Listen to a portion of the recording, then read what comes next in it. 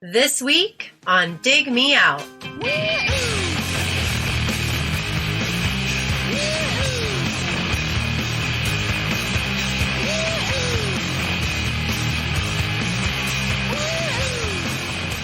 With your hosts, Jason Diaz and Tim Minichi.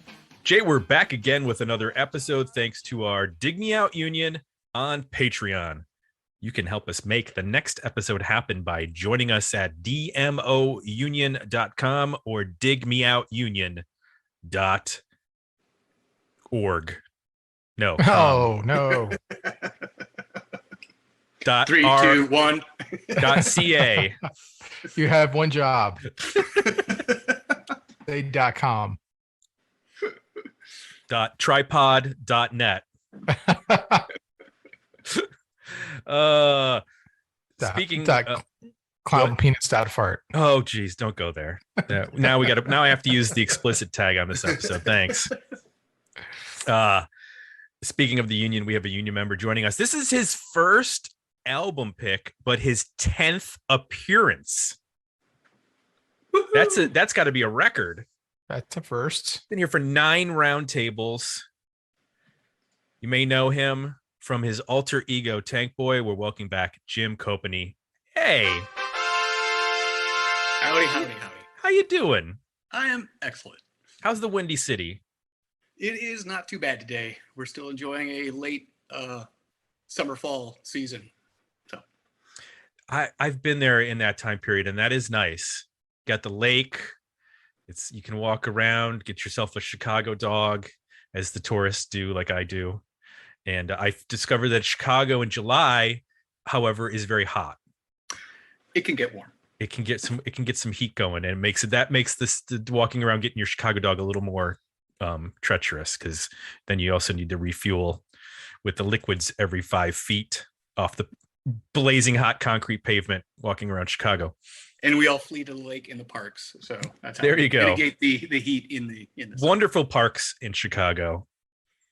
Love the parks there. And I don't know. We went to a place there. I'm going to go diverge for a second, but we went to a place. Ann Sather's, is it still around?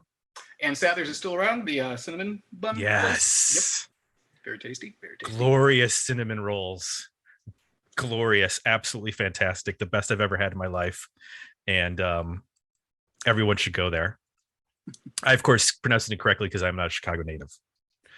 I have that nasally East Coast Buffalo. Sorry. You know what I'm talking about, Jay. I hear it. You hear it. Hard to get rid of. Salad.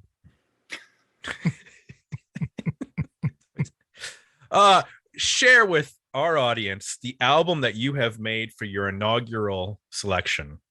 So I chose Blur's self-titled 1997 release, just because I think it's a nexus point of many of the things the band did in the past and led into the future, and it kind of was feeding off of Americana music of the time period, which was odd for a band that was just coming off of a wave of basically being the top of the Britpop heap. So it was an interesting switch for them, but it was driven by many reasons that I'm sure we'll get into. Yes, this album came out February 10th of 1997. This was the follow-up to their album, The Great Escape, which was the Battle of Britpop album with Oasis. Now, if you remember, and younger folks may not remember this, but there was a war in the 90s, and it was in the UK press. Yeah. And it was all around Blur and Oasis. I forgot about this. And it was 2 singles, actually. It was August of 94. Was that the summer that it happened? It was Oasis's Roll With It was the single, and Country House by Blur. Blur won the single war, but they lost the album battle because What's the Story, Morning Glory broke Oasis in the United States thanks to Wonderwall. Blur did not have that happen with Great Escape, although it does have one of my favorite Blur songs, The Universal. That's up there with probably top 3 Blur songs of all time. So they followed it up with this record. It's a self-titled album. It was with their regular producer, Stephen Street. I think this is, what is this, album number 5? This is their 5th record. Yeah, because so we have Leisure, Modern Life is Rubbish, Yep. Dark Life, The Great Escape, and then Blur. There we go. And they formed in 88, London, England. The band was, or is, because they just put out a record this year, Damon Albarn, Graham Coxon, Alex James, and Dave Rowntree. It's the same 4 guys. They've always been together. And you know, unlike Oasis, who's gone through drummers and bass players pretty frequently, they've stayed together. And they've actually, like I mentioned, put out a record this year, The Ballad of Darren, after a long break from the Magic Whip, which came out, gosh, what was it, like 2012? 2015. 2015. Yeah. So obviously people know that Damon Albarn is busy with Gorillaz. He also does solo albums. Bass player Alex James makes cheese. That could take some time. It does. I could see that. Graham Coxon has a solo career. He releases solo records, and he has, in the last couple of years, I've noticed he's been doing a lot of collaborations and doing like some interesting work outside of just releasing records. Like he did like a soundtrack for something, and just last year, I think he did a soundtrack for a graphic novel that he wrote. Yeah, pretty excellent. I would recommend checking that out. Either the graphic novel or the soundtrack. Dave Rowntree was actually involved with a Mars mission for the European Space Agency. Like he's a huge nerd. So all those guys are like doing things. They're not just sitting around waiting for Damon Albarn to decide to not do Gorillaz and that. This record came out, like I mentioned, in 97. The singles were released first single was released in January of 97. That was Beetlebum. And then they released Song 2. That's the one everybody knows. That's the one that's still played at football stadiums and all over the world. Soccer stadiums, if you're in the rest of the world, football stadiums, if you're in the United States. That's probably the song that every single person knows, even if they don't know it's Blur. They just go, woohoo! They know it. Yeah, everybody in some ways, to the podcast right now is singing that. Yeah, exactly. In the grand scheme of things, I mean, is that bigger than Wonderwall then? I think so. I mean, if you really think about the impact it has and how familiar people are with it. I think Wonderwall is now a meme. Yeah. Really, because people go, anyway, here's Wonderwall. Right. Whereas Blur still gets played, and like I said, at sporting events primarily. But, you hear it every once in a while. You're just like, oh, yeah, that song. Well, to your point, Tim, it's one of the songs that Song 2 exceeded it went beyond what the band is. It was just like everybody knows Song 2, but like you can't listen to Wonderwall without knowing it's Oasis. So I think that's kind of the difference between the two. I mean, they're both in the cultural fabric now. Just one is irretrievably linked to one band, and the other one is literally just a cultural movement in people's heads, which is fairly not great for Blur's American record sales overall, but right. They released 2 singles after Song 2, On Your Own and MOR were released later that year. I did do a little research on this record specifically. They were actually not going to break up, but there was a lot of strain in the band at this point because, well, first of all, the whole thing with Oasis was like kind of bad. They were getting beat up in the press because Oasis were the working class band who came from, I think, the south of England. Whereas Blur were seen as these like middle class poncy schoolboys pretending to be rock and rollers, but were really like intellectually snobby, looked down upon the working class kind of thing, which was not necessarily true. But that was the perception that was, I guess, in the press at the time. And, Noel Gallagher, who now is good friends with Damon Albarn, was like taking a lot of shots. I mean, this is rock and roll. That's what happens. 2 bands become rivals and they start taking shots at each other, and the press loves it because it moves, papers. So they, I think it was Graham Coxon was like, we need to do something differently, and started listening to Pavement, basically, and Well, American indie rock, and was like, I need to do something different on guitar because I'm so it was bored. kind of the hangover of the trio of sort of Britpop albums, because Modern Life is Rubbish, Park Life, and Great Escape kind of did create a mini trilogy, even though it wasn't planned that way. But in retrospect, we can kind of see that as a period in their development. Mhm. After that, you're right. After the huge fights over the Britpop wars, it took the toll on the band. Damon was starting to get into, I believe, heroin. Graham was getting into way too much drinking.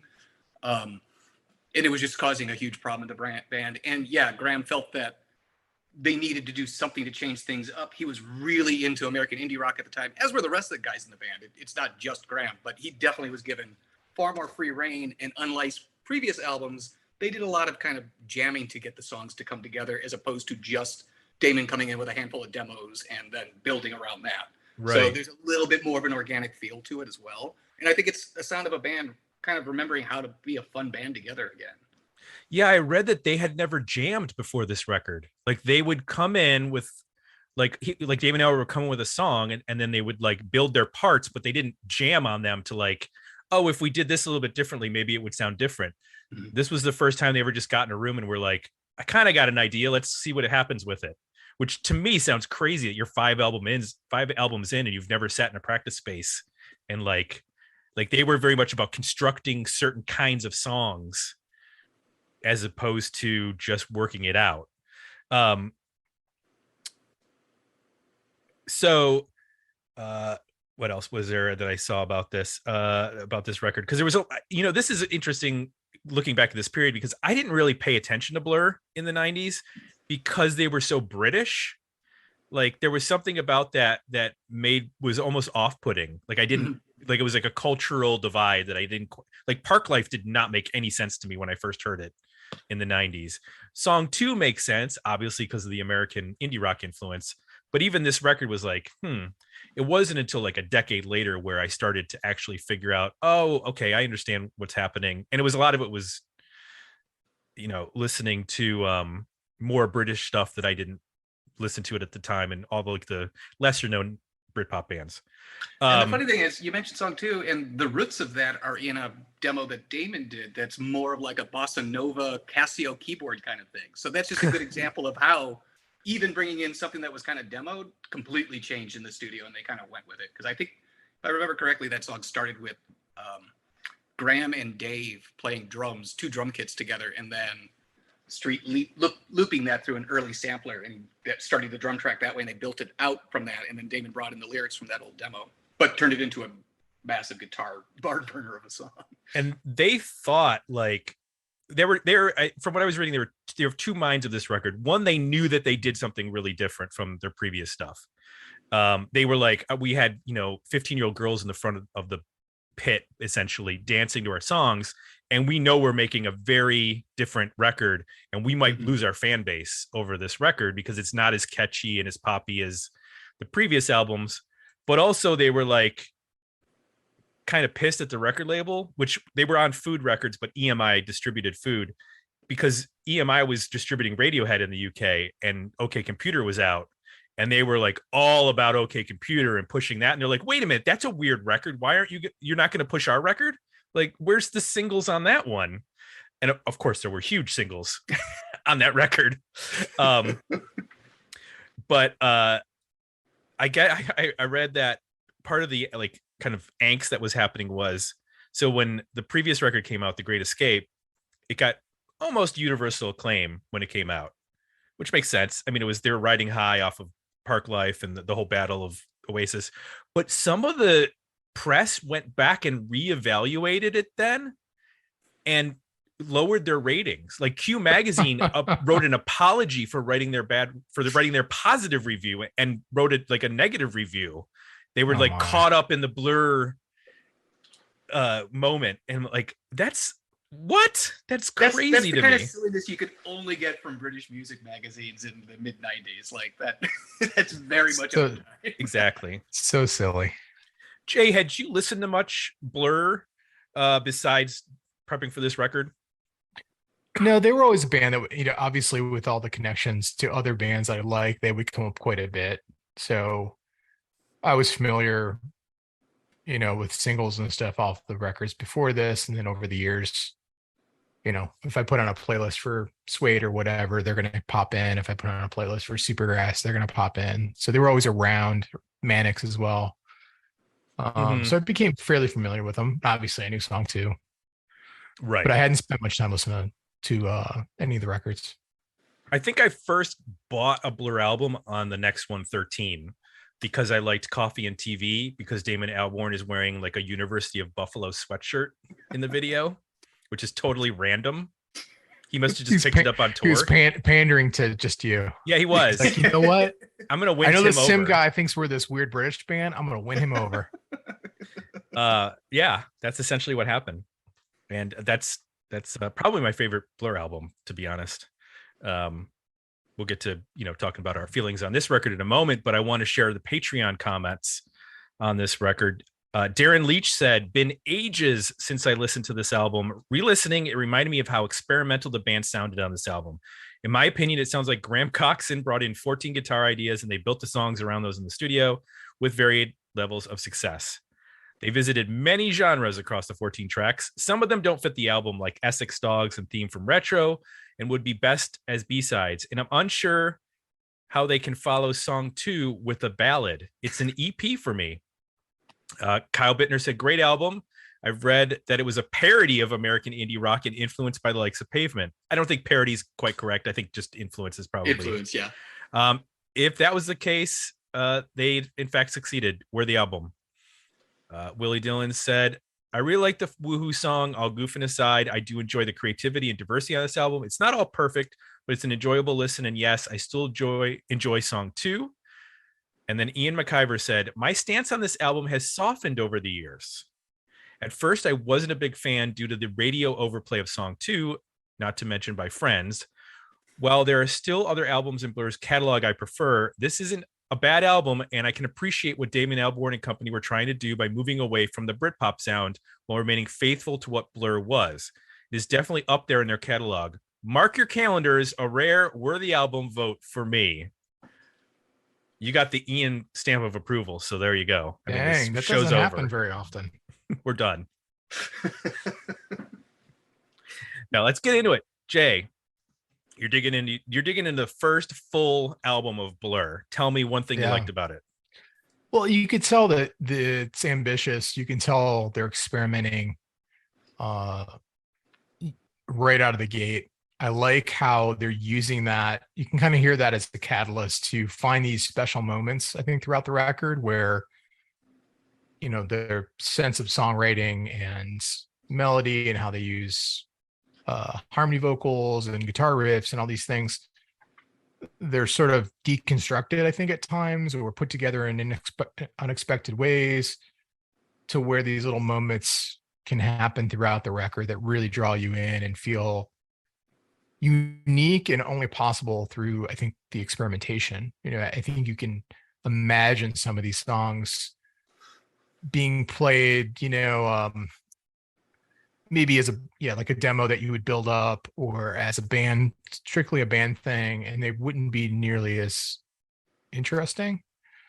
So some of the moments to me that stand out, for example, are that synth that comes in on Strange New from Another Star. So you kind of listen to that verse, you think where the song's going, and then that chorus comes in and it's got this stabbing synth under it that just creates this really like otherworldly kind of sound, and it takes it to a completely different place. Feels a little Bowie to me, which is cool.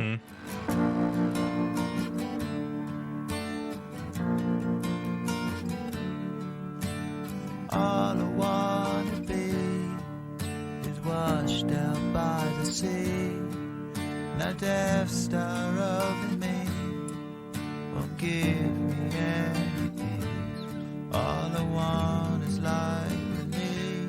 Put the crazies on the street, give them guns and feed them meat. They'll shoot the Death Star down, dig a hole and put it down, 1,000 miles underground.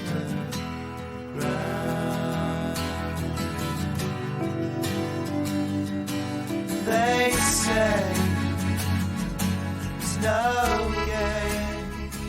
vocal and Beetlebum. You can hear those harmonies come in. You can just hear a sense for melody. When that song starts, I don't know where we're going. It's a really weird looped guitar riff, just keeps repeating.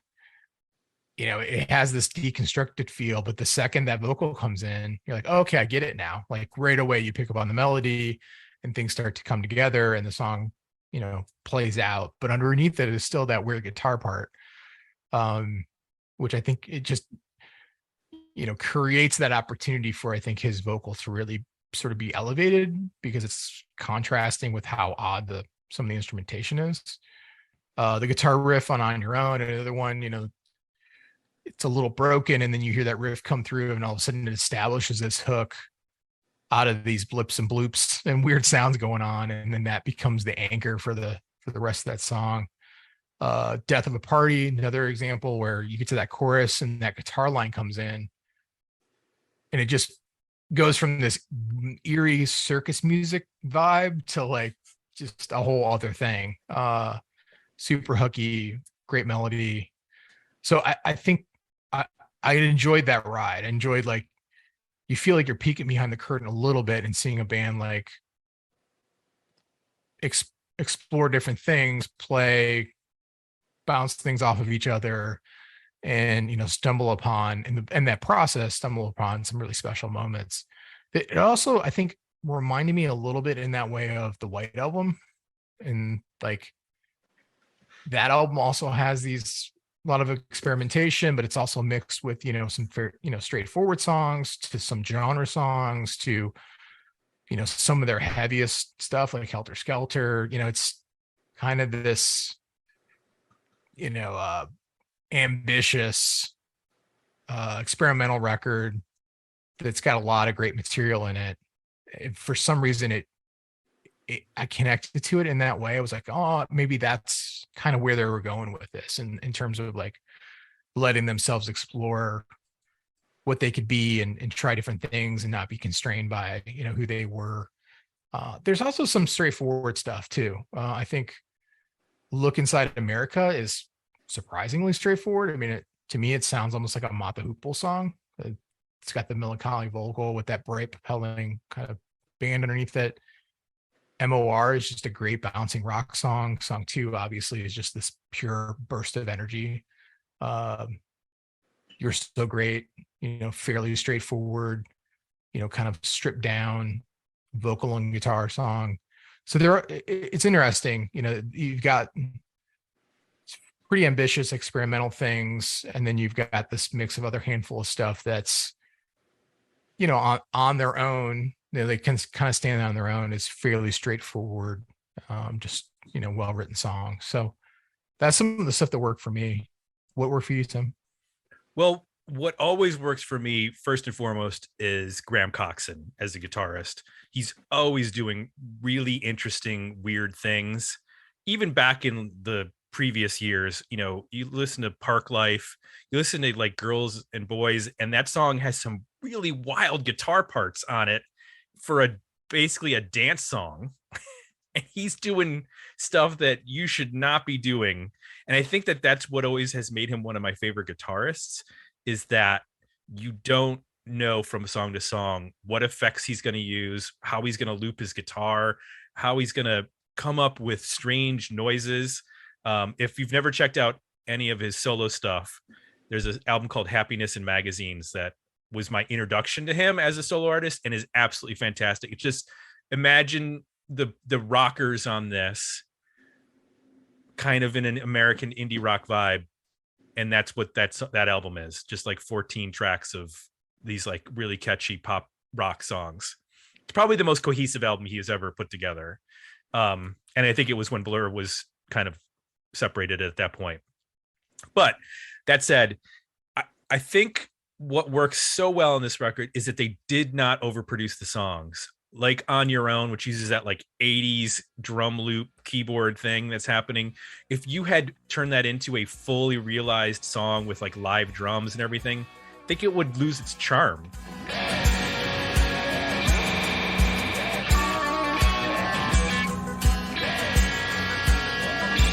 Holy mountain toes is where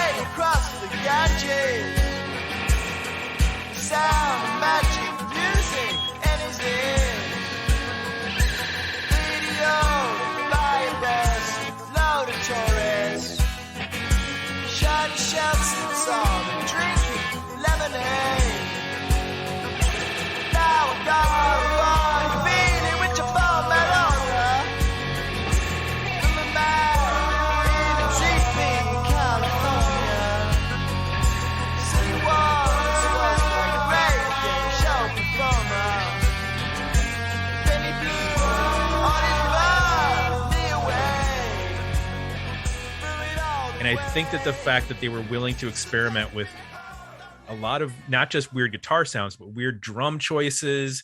Theme from Retro has like a dub feel. It's a weird song that other bands probably would have, it was mentioned, you could probably make that a B-side for other bands, and maybe 14 songs, okay, you could lose a couple songs. But in the context of the record, I think it kind of works. And all the weirdness from stuff like I'm Just a Killer for Your Love, and you mentioned Death of a Party, and they all kind of work together. I also really like the fact, I didn't really think about this until I was reading about the record a little bit more. This is the first time that Damon Albarn really focuses on first person lyrics. He was so good at telling stories about characters, but there was always this like disconnect emotionally. They were always really well written songs with really great melodies, but they always were about something else. It wasn't really singing about himself. And on this one, this is a very personal album in a lot of ways. Like Beetle Bum is about basically him and Justine Frischman using drugs together. And there's a Look Inside America that was, I believe, written while they were on tour in America. Yeah. So it's a very like different approach that makes the songs, I think, step up a little bit more than just being great songs and actually sounding emotional, which I never really applied to Blur. It almost was like lab created songs that were like perfect, but they weren't something that I like dug my emotional heel into. They were just kind of gorgeous. Like I mentioned, Universal, that's just a gorgeous song. And this album, because it's kind of stripped down, because it's weird and there's noisy and it's got lo-fi parts and they're willing to like put it on the line, it makes it a much more interesting and easier to connect to as a record. So that's what works for me. Jim, what works for you on this record? You and Jake kind of are hitting a lot of the main things. To me, I remember getting this in 97 when it came out, and it was an interesting amalgamation of sounds because you have Stephen Street, who's been doing their past couple albums, so you still have that kind of pristine production going on, but then you have the fact that they're really, really into indie rock, so you've got Graham kind of leading the charge and doing his incredibly inventive guitar playing in odd and wacky ways, but it all comes together to make songs. So the end result is you end up, I remember at the time, I was almost thinking, this sounds like a compilation of underground indie bands, different indie bands, because the styles keep jumping from song to song. But it kind of reminded me of almost the Ralph Small albums of the 90s, like the Saturday morning cartoon alternative album and stuff. Like, if you remember, he produced a bunch of them. Mm-hmm. So they'd all have that same kind of sound, but it would be Juliana Hatfield and, Material Issue and other bands all doing different songs, but they sound the same. They have the same production.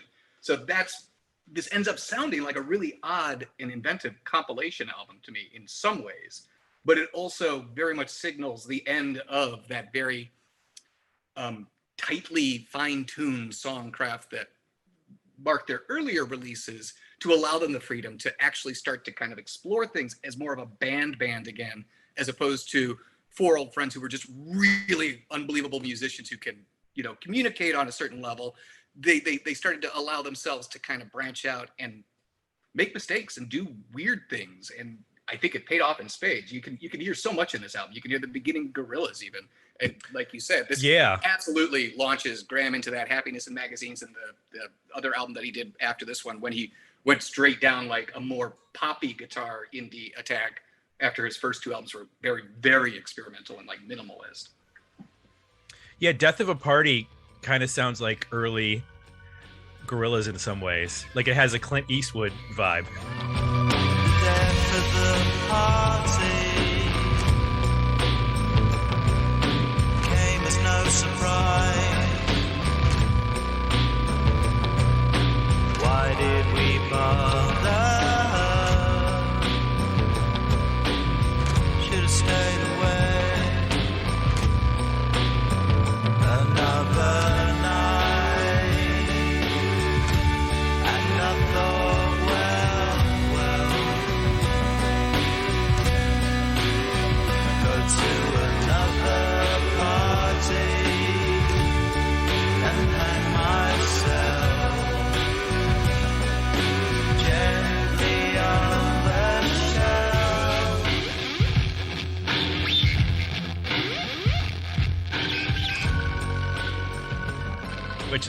which is I don't know if he was even considering doing that. But that was definitely like something I was not expecting to hear. I remember listening to this record, probably a decade ago and revisiting tracks here and there. But I didn't remember some of the deeper album cuts. And so hearing that, I was like, oh, okay. And I feel like the Beatles influence was always obvious on them, especially because of the way that Damon would sing and the harmonies and like that kind of thing. But Jay, you mentioned David Bowie. I never always got a Bowie sense from them, but it is on this record, like Strange News from Another Star. And there is a huge Bowie influence, especially those like weird Brian Eno albums where they're experimenting, and it would carry on into the next record because there's a lot of experimenting on the next record. Way more than this.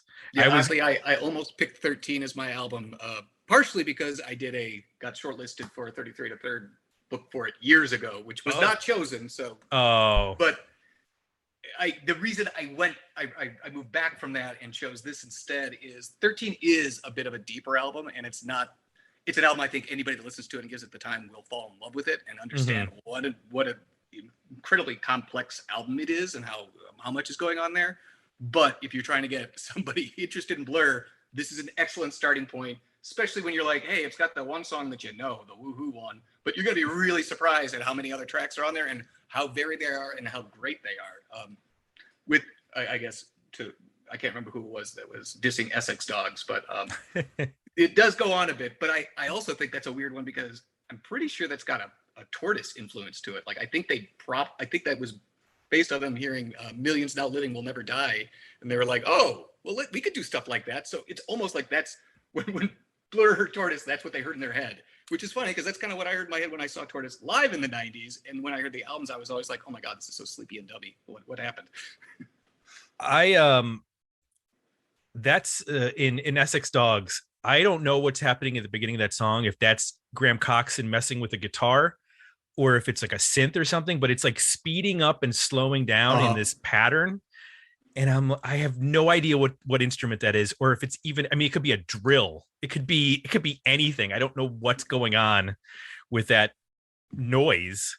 But it's really weird. And it's a appropriate ending song. And then there's also like this chunk of noise at the end of the classic hidden track after Essex Dogs. I believe it's referred to as Dance Hall officially. Mm-hmm.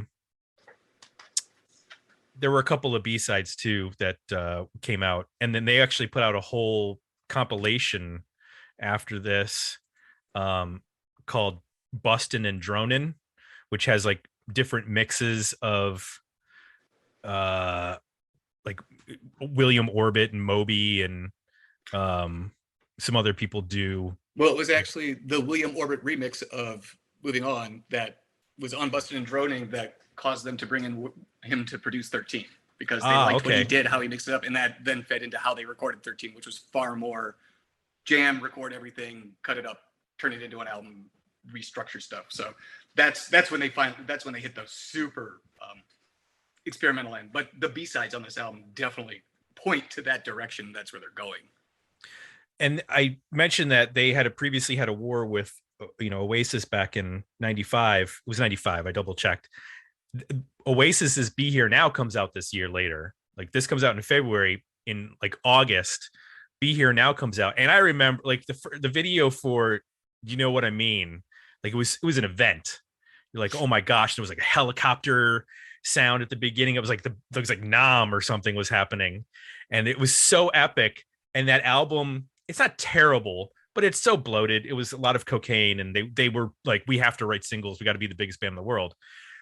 It's interesting hearing now like the two directions the band went. Whereas Blur was like, we're super popular, but we got to change things up. Like we're bored, and we're not gonna do this anymore if we can't change it up. And whereas Oasis were like, we're gonna do exactly what we just did, and we're gonna do it with 50 more guitars tracked, and we're gonna make the loudest album ever made. Well, I mean, the 30th anniversary of Be Here Now is not too far away, and there is a chance that we could maybe we could get Ed Stasium to remix that album so we can finally listen to it and enjoy it. Who's ever handling the Replacements remixes needs, is that Ed Stasium? That's Ed Stasium. Yes, because everybody loves the remixes of the Replacements albums. Jay, the Tim box set just came out. We reviewed Tim for the podcast, and I haven't heard it yet, but I've heard that it sounds amazing. Like everything that any complaint you would have about that mix has been rectified by Ed Stasium. That's awesome. Like they found guitar parts that weren't in the original mix and added them. You can hear Tommy Stinson's bass. Yeah.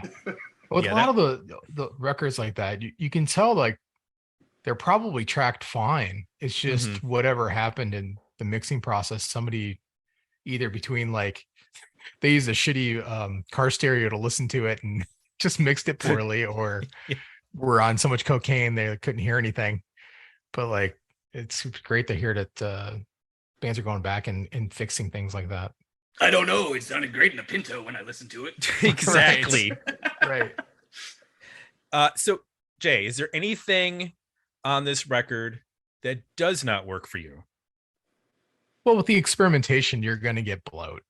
So I think it's a trade-off here. I think some of the moments I talked about earlier don't happen without the process, but then the process also nets, whole songs that I think are, to me, throwaway, like don't add a whole lot for me. Or the theme from Retro is one. I don't love X6 Dogs. I'm Just a Killer for You is another example where it feels a little tired. It lacks charm. Like I think I want some charm or snark out of it or something, and it just sounds like they're about to fall asleep. It's got a pretty decent chorus, but it just lacks energy. It feels maybe overworked or something.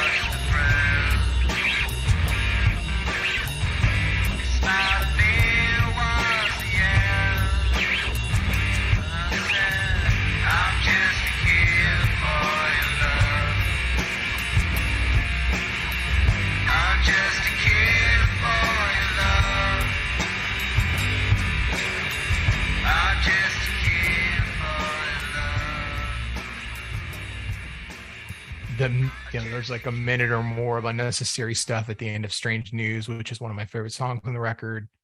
I don't know that that's necessary. And then I struggle with a lot of the songs take a while to start. And part of what I'm liking is that there's a lot of like, I think magic in that because it disorients you and then it pulls you into the song. But at an hour-long running time, some of that stuff also starts to become like it wears on you. It's a bit of a commitment to make it through the record over and over because of that. So there's some bloat here that I wouldn't mind seeing trimmed up a bit and it just being a little bit sharper and maybe just a little bit more energy consistently across the record. What didn't work for you, Tim? I concur with you that it's a little long.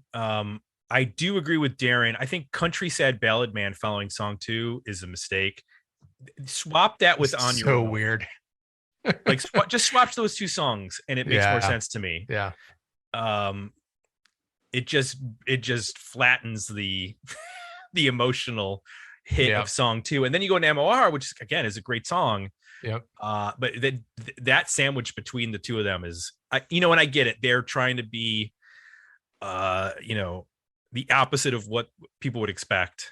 Yeah. So let's put this almost 5-minute long weird acoustic ballad between these two songs. About a country sad ballad man.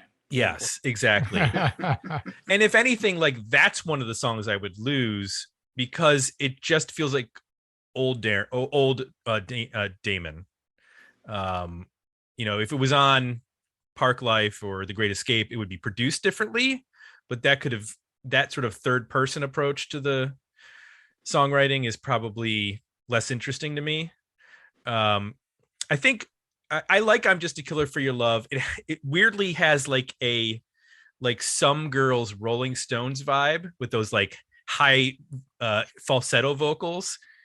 It almost sounds like it could be like their take on something like, one of those 70s coked out jams that the Rolling Stones would put on their records, like, or what was this? Oh, I think it's on Tattoo You. It's called Slave, where it's just like it's just like this. That song's killer, man. It's killer. This isn't as good as that, right. But Slave doesn't really have a chorus. It has I know. It just kind of repeats and it jams, and you get like sections that repeat, and there's like Mick doing his falsetto thing. There's a charm to that yes. I think is missing from this song. Like there's a little something I can't quite put my finger on to spark a life that it needs. That the Stones would have. The Beatles could do a song like this, but it would have it. I don't know. It needed the switch from lo-fi to hi-fi like halfway through the song, like the way that Death Cab does at the beginning of We've Got the Facts and We're Voting Yes, where the song starts lo-fi and then like halfway through the song it kicks into hi-fi and you're like, whoa, this song is much bigger all of a sudden. It just needed like that little kick in the butt like halfway through to turn it into a really good song. So I don't have a ton of complaints. I like the overall record because it has this unique approach to everything. The guitar playing, the songs are weird. They make odd choices that are not commercially driven, which is really interesting for a band that was so hugely popular. I can't think of I'm trying to think of bands that have like purposely tried to not sabotage. Maybe Neil Young is like the only one where you're like, we're gonna make an album that we know people are not gonna like we're gonna lose some fans, but we have to do this or we're breaking up, essentially. What do you you talked a little bit about the lyrics. I found them very different from there's like some songs that are like almost nonsensical, and then there's others that are like super sharp and concise. And then you pointed out the sort of switch in voice. Where are you at lyrically on this record? Well, I get it. Like people have made fun of Song 2 for the lyrics because they're kind of nonsensical. I don't mind that in the sense that as long as they're fun, that's okay. If the song is a bore and you're giving me nonsensical lyrics, then I'm gonna like not be interested. Like I don't know what I got my head checked by a jumbo jet means, but I kind of don't care. Like it's a good choice of words. It kind of reminds me of like 2000s Wilco. Like sometimes Jeff Tweedy sings a line, I don't know what the hell he's talking about, but it's an interesting combination of words. It's kind of poetic in a way sometimes. So I'll let it slide. I think Damon is always, or he was, I don't know if he's like this anywhere. I think sometimes he overthinks some of the stuff and it gets too cute with some of his lyrics in a way that Noel Gallagher has never gotten cute with any of his lyrics. He's gonna rhyme, door and floor. You know what's happening. There's no surprises. There's just huge melodies. It's all gonna be big major chords and that kind of thing. Whereas some of the times here, or some of the time here, I don't know what's going on, so I'm just kind of like letting it wash over me. Because as long as the melody is there, I kind of go, okay, it's cool. What about you? Is there anything that doesn't work for you, Jim, on this record? Anything that bothers you, especially in revisiting now from '97 when you first got it? Is there anything that's changed in your perception? Yeah, it's interesting. I'm listening to what you're both talking about, and a lot of it makes sense. I think on the lyrics, you're both correct. Some of them are very intentional and personal. Other ones are literally just nonsense because they sounded good and they sounded good thrown together. Some of them are literally like stuff pulled out of financial sections of the newspaper and thrown in there. Like it's not quite a William Burroughs cut up kind of idea, but it was definitely a whatever works with the song is what works with the song. So you might feel a bit of a disconnect because some of the songs are very direct, and other ones, if you try to interpret what the lyrics are, you're not going to get it because it's more the vibe of the song that the lyrics are feeding into. And it's funny because I do remember in '97 thinking it was long and being very confused when I started buying the singles off this album and hearing the B-sides, because you'd hear something like All My Life, which is super, super catchy, like could have been a great single. Swallows of the Heat Wave is a very, very kind of lo-fi Pavement-y song, so much so that it's kind of biting swallows from the slipstream from Pavement. And I was confused at the time as to why those weren't on the album. In the intervening years, I've kind of listened to it over and over again and been like, okay, this is intentional. Yes, there's definitely some stuff that could have been at least leaned up a little bit because it is a little flabby in some spots, but in general, I think it's an intentional album as far as where it feels like it drags sometimes. And I do think putting something like Country Sad Ballad Band right after song 2 makes sense because it does immediately, you've gone from Beetlebum, which is kind of a mellow but energetic start to the album, but sets the bar for it being, this is going to be a personal thing. Then all of a sudden you got this 2-minute bombast that just hits you with nonsense lyrics and woo woo woo all the time. And then right after that, you go into Country Sad Ballad Band. So okay, we're in for a ride. I don't know where the band is going to take me. Whatever I was expecting from previous albums is clearly off the table. They have thrown out the rule book, and they're just going to do what they feel is right. And you were either along for the ride at the time or you weren't. And I think in retrospect, a lot of people did come along for the ride. I mean, I'm a little bummed that a lot of people probably bought the album for one song and listened to that song and put the album away. Yeah, that sequencing, the suggestion Tim had would have helped MOR quite a bit. That's the first time I've heard that suggestion, and you're right. That would have made for a smoother re-entry coming out of song. You could have digested it a little smoother. Yeah. Yes. Yeah, and MOR, I mean, that could have been a hit song in the US too. I mean, I know they released it as a single, but I don't remember it. Maybe for all those people that bought the record for song 2, or had they heard that song right after it, things might be a little different. I don't know. Everybody's like, wait a minute, there's more than 3 songs on this album? Well, I had no idea. Right.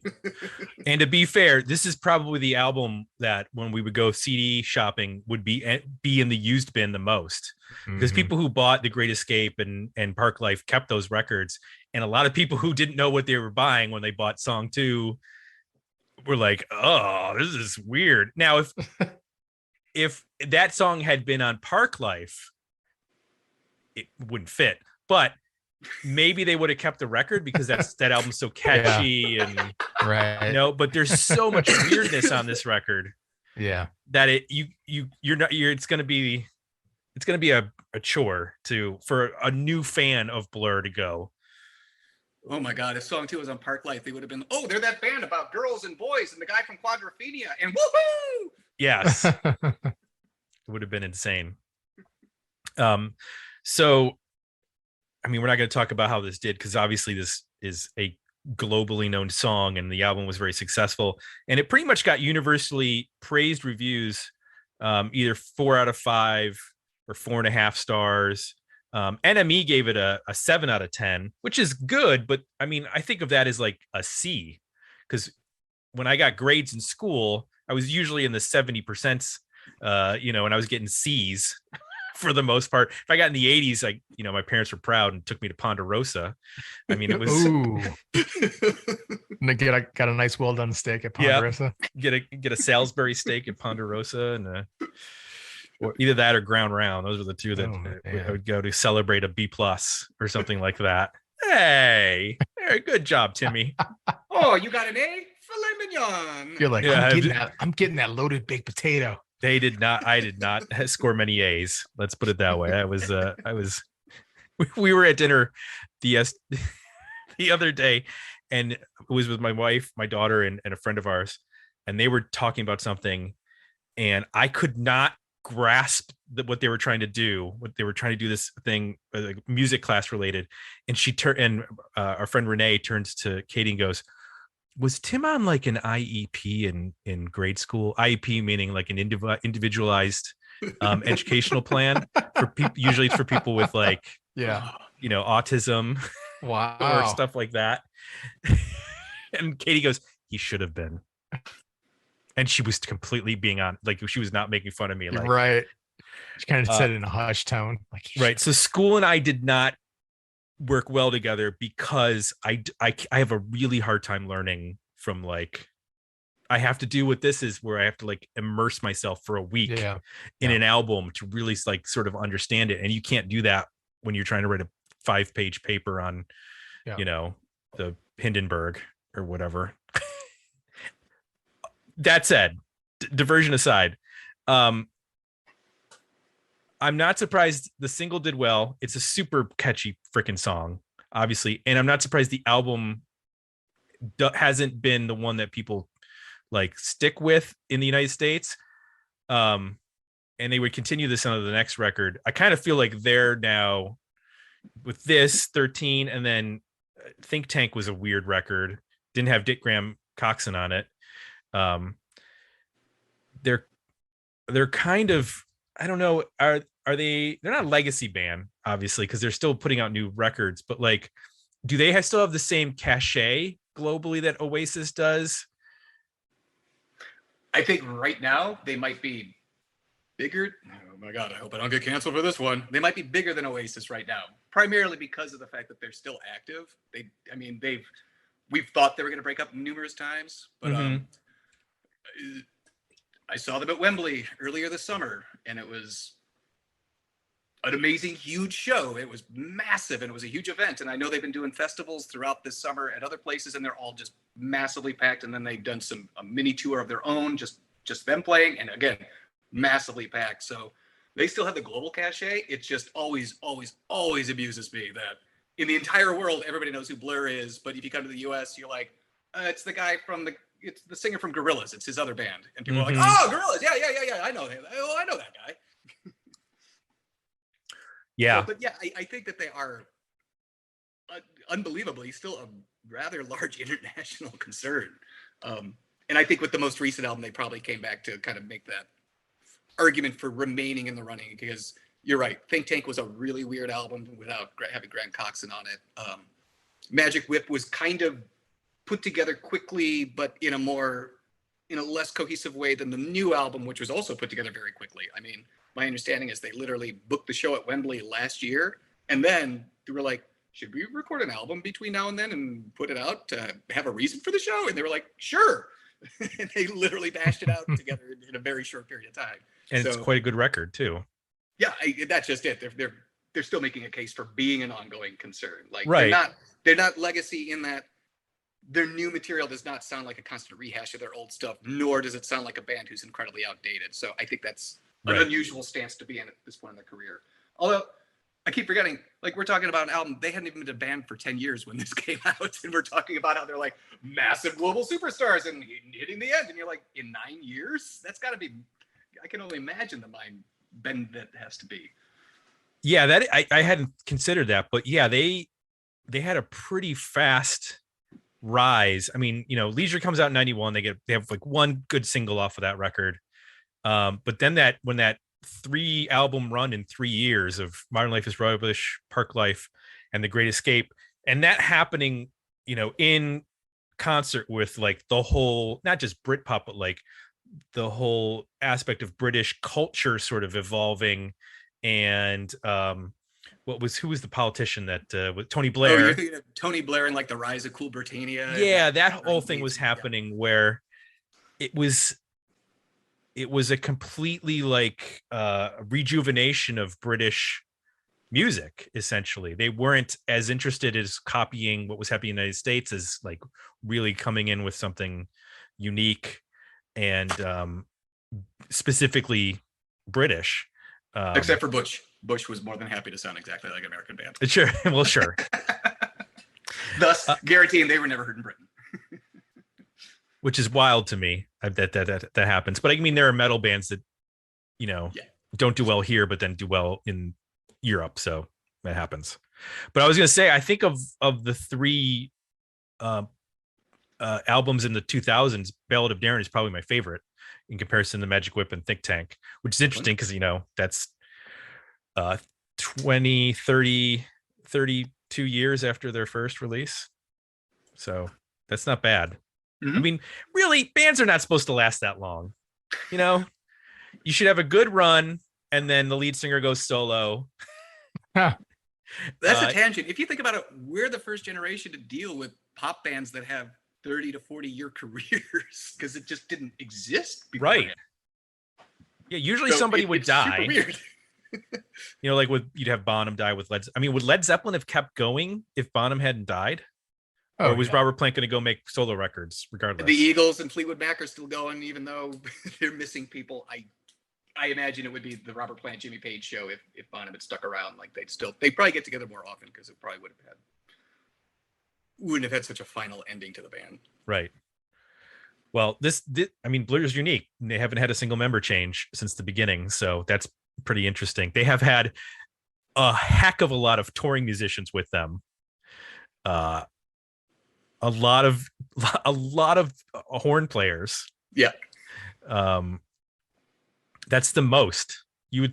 It's not like, I mean, they've had so many trumpet players and trombone players. It's like a freaking a college marching band they've employed essentially. Let's get to our final ratings on this record. I'll share one super quick thing before we move on, just because you mentioned it. When I saw them this year at Wembley, it was just the four of them.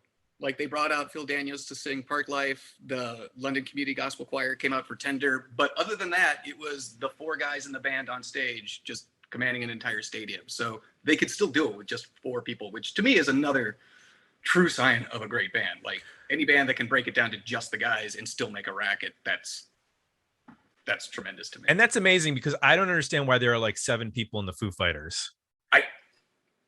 Well, the funny thing is, Paul Weller opened for Blur, and I swear to God, he was quieter and he had twice as many people on stage with him. I don't know what they were doing.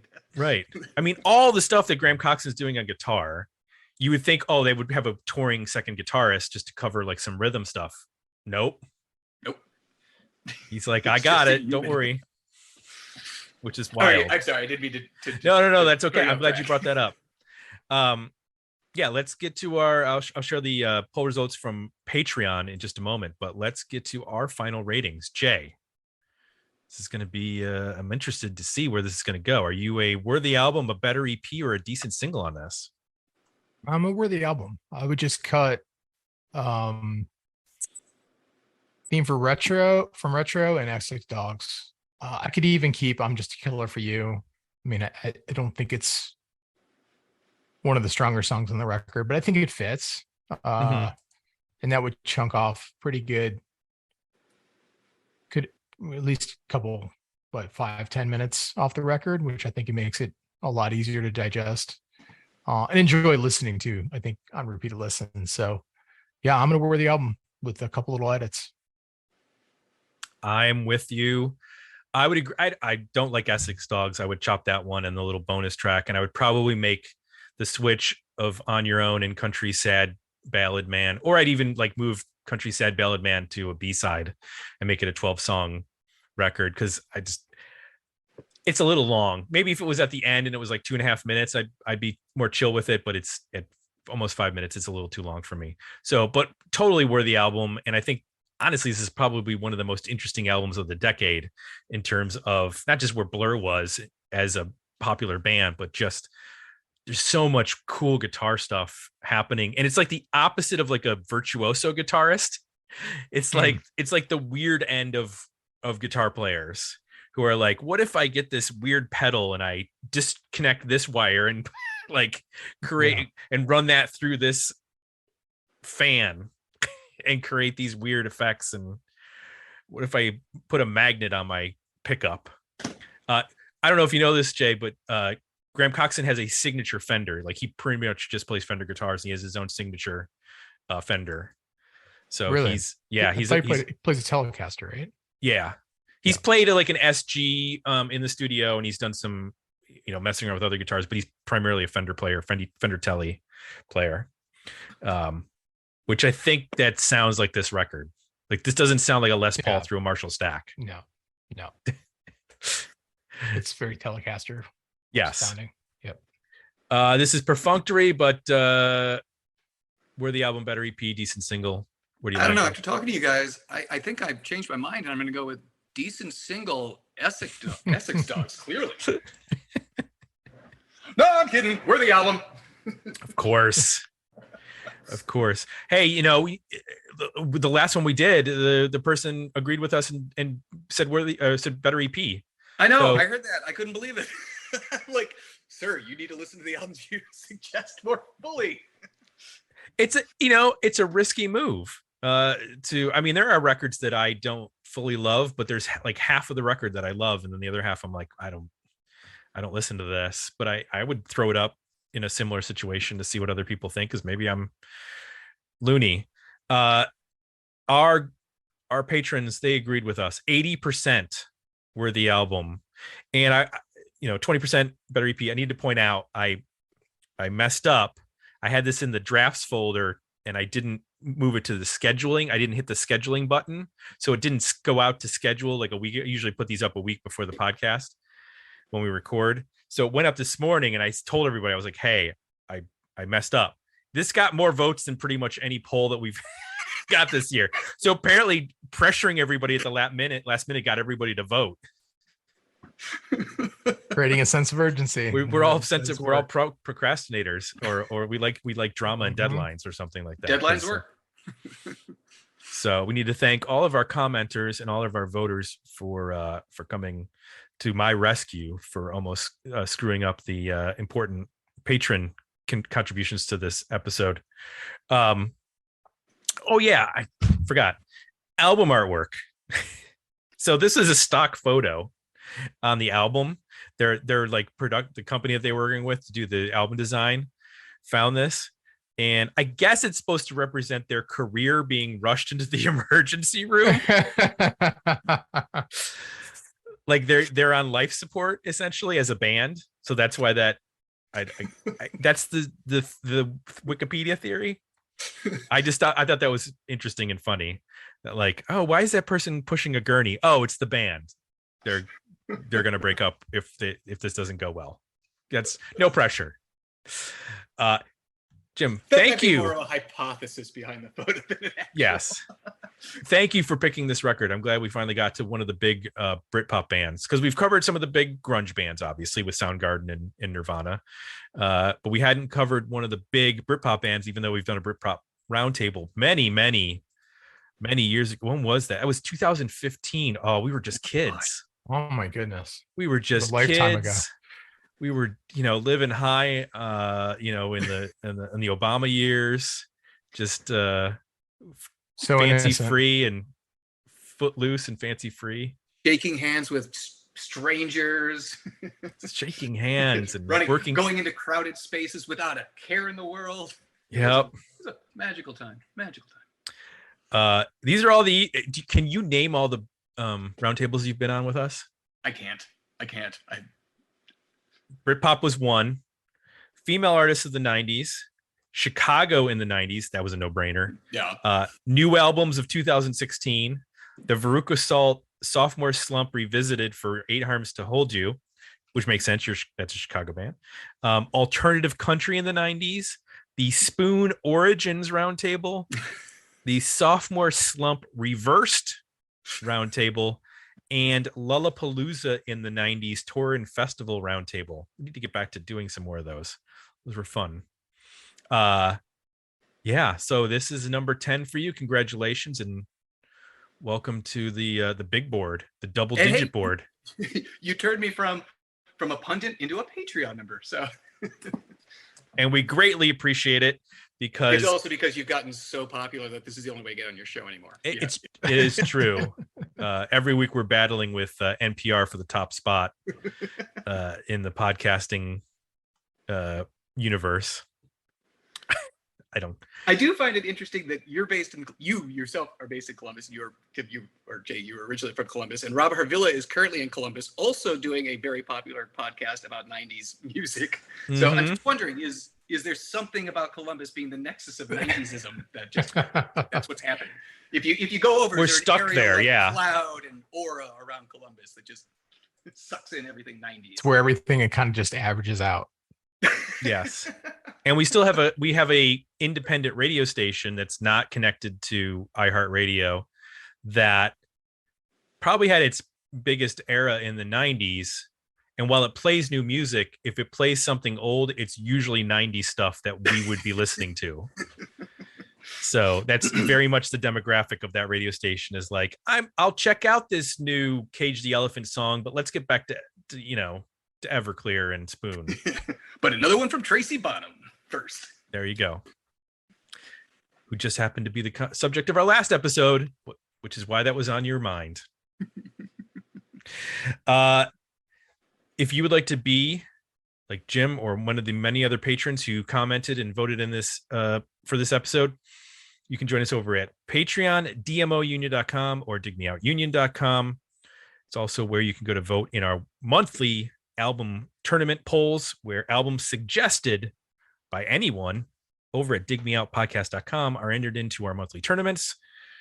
It's also where you can read the box newsletter once a week, usually on the weekend.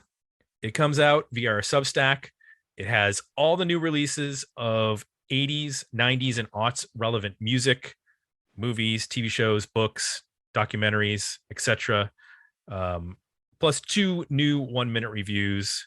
A lot of good stuff has come out recently. I got to give a shout out to Spartan Records, who have put out just a ton of really cool things. They put out the Alan Epley solo album, the last Shiner record. They put out this band called Leech Eater. Or no, sorry, Sisters. The album is called Leech Eater, which is the guy from Molly Maguire and the guy from Spotlights. It's just a nice slab of heavy, slightly psychedelic sounding rock. If you're into Shiner and Molly Maguire and those kind of bands, you'll definitely be into that. And they just put out an album by a band called Train Dodge, which was like a 90s. They haven't put out an album in quite a long time, and they're like heavy post-hardcore band. Box Newsletter is where you can find out about all those new releases. And then finally, Apple Podcasts is where you go to leave some positive feedback for the show. So for Jay, I'm Tim. We're out. We'll be back next week with another episode of Dig Me Out. She was